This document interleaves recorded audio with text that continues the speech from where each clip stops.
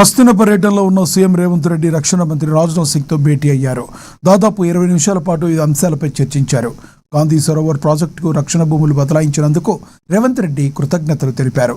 దేశ సమగ్రత, రక్షణకు సంబంధించిన అంశమైనందువల్ల ఆదిలాబాద్లో వాయుసేన విమానాశ్రయానికి సహకరిస్తామన్నారు.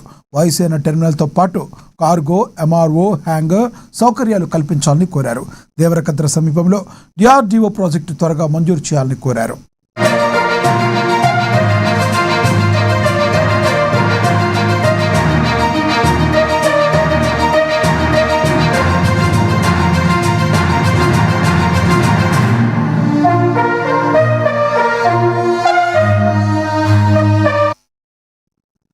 హస్తిన పర్యటనలో ఉన్న సీఎం రేవంత్ రెడ్డి రక్షణ మంత్రి రాజ్నాథ్ సింగ్తో భేటీ అయ్యారు.